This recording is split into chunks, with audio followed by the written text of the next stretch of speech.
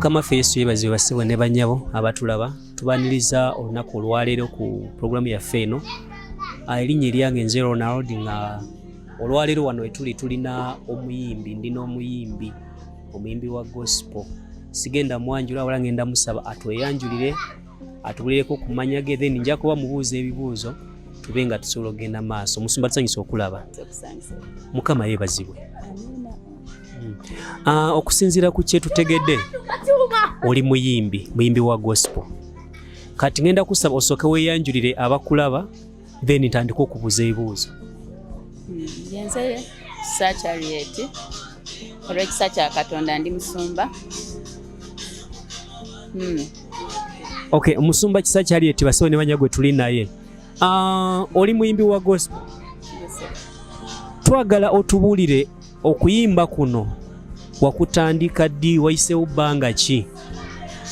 Okuyimba ekyamazima ng'omuntu nali njagala okuyimba kuva dda naye nga simanyi. Sijjukira nti mu buto nayimbako naye nga nali njagala. Olw'obutamanya bwange saakkirizibwa kuyimba mu Sunday school, mu school choir. Naye bwe nakkiriza Kristo, olw'okuba nti wetubeera mu Kristo Katonda wabeerawo byakugattako nga tomanyi, ne obadde tokimanyi Katonda n'akikuwa, kyajja gye ndi. So bwe nakkiriza Kristo natandika okwekolera ennyimba nga nze. Kati kitegeeza ebbanga ddene. Yes, ebbanga ddene lyamaze ng'ali mu kisawe kino eky'okuyimba ennyimba za gospel. Musumba, oyina ennyimba nga mmeka oba osobola okuzijjukira? Ze waka recordingako mu audio oba ne video oba audio zonna awamu ziringa mmeka? Nina audio 6. Yesebo video ziri 2. Yes, aina audio 6 ne videos 2. Ennyimba zino bw'oba gwazeewandiikira, gwazeeyiyiza oba waliwo omuntu wakuwandiikira? Newandiikira sebo. Wewandiikira. Kati mu nnyimba zino luyimba ki lw'ogamba yes zonna nnungi kuba nze nazuulirako ezimu? Luyimba ki lw'ogamba nti oluyimba luno lunkolera nnyo? Olw'okuba nti buli luyimba nalufuna mu biro byalwo, zonna zinkolera. Naye era wabaawo oluyimba lw'olira n'ogamba nti mmeeme yange guma lwogera eri omutima gwange? Kati mu kiseera kino lwensobola okugamba obadde wa mukwano.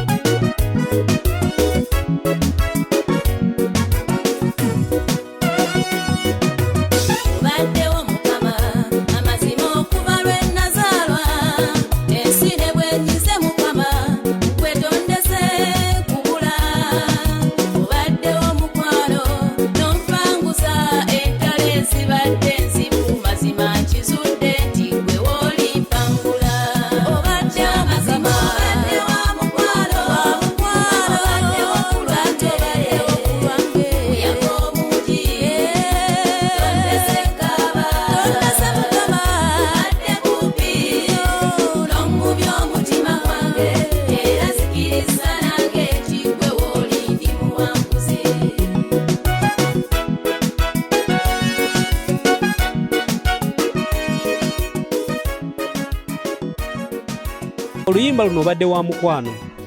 Personally bwe nasooka oduwulira lwakwata ku mutima gwange nnyo. Kale nina ekintu ekyenjawulo kye nawulira. Oluyimba luno wagambye gwe yeewandiikira, wasinziira ku ki? Oyina embeera gye wali oyitamu n'owulira nga Katonda ddala badde mukwano gwo, oba watula n'okwata ekitabo n'oga akampandiika oluyimba, kubanga abasinga abamu ennyimba bazifuna oluusi nga bayise mu mbeera, abala ennyimba waliwo batwala ne baga akampandiike ekigoma ng'ekyagundi. Gwe kyava ku ky'okuyimba oluyimba luno obadde wa mukwano? Okay. Nze okuyimba eringa mmere yange, nti bwe mba nga nnyimbi oluyimba oba bwe nnyimba nina amaanyi genziramu, nate waliwo wenziramu engeri nfuna amaanyi amajja, nfuna obuvumu obujja, mpulira nga waliwo wenva newe ngenda okweyongera nate, nkitwala ng'ekigambo kya Katonda kyennyini. So nga bwe mbagambye nti buli luyimba lunkolera, kubanga buli lumu nalufunira mu sizoni yalwo, natula wansi nendaba nga Mukama abadde wa mukwano. Waawo birabika nga waliwo ebitateredde bulungi, waliwo ebitatambula bulungi, naye nga ate bwe mba ntudde n'entunula okuva mu buto bwange, ekituufu nga abadde wa mukwano. Yes.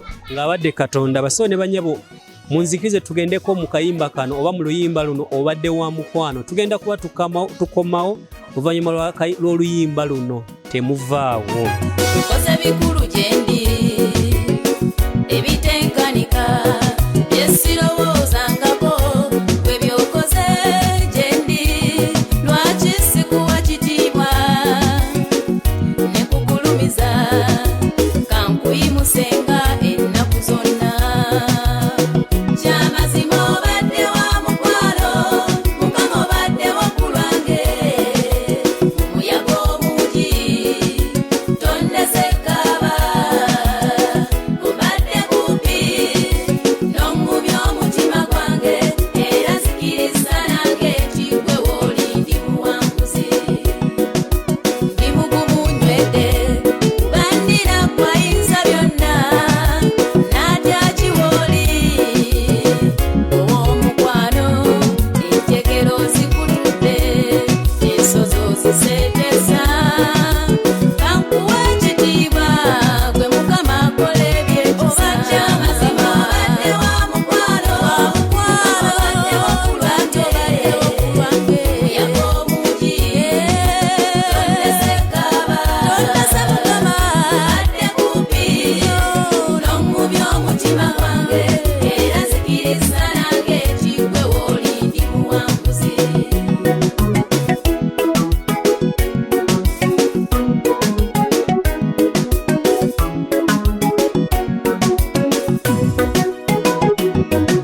Nasosola mu mawanga kuba nze yandisosodde, Mukama tamanyi batasoma, n'abasoma ekyo kyewuunya, ye bw'aba akulonze teryasobola kuziyiza mukono gwe, bw'abanga akuddewo kyamazima teryaluggala, wagamba nti ye ani asobola okugaana, oyo akoze gyendi neewuwa gyamuli, njogera nawatalina yange, oyo akoze gyendi neewuwa gyamuli, oyo atandise kukaaba, oyo akoze gyendi neewuwa gyamuli, oyo mukwano gw'abandi, oyo akoze gyendi neewuwa gyamuli, oyo ankuusizza ensozi, oyo akoze gyendi neewuwa gyamuli, oyo mukwano gw'abandi, oyo akoze gyendi neewuwa gyamuli, njogera nawatalina yamba, oyo akoze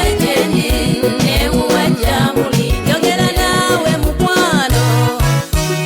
Mbakulisa basawo ne bannyabo mu luyimba olwo obadde wa mukwano, nga eyaluyimba yono gwe tuli nayo Musumba Harriet Kisakye. Musumba, lwe ekibuuzo kijala okubuuza.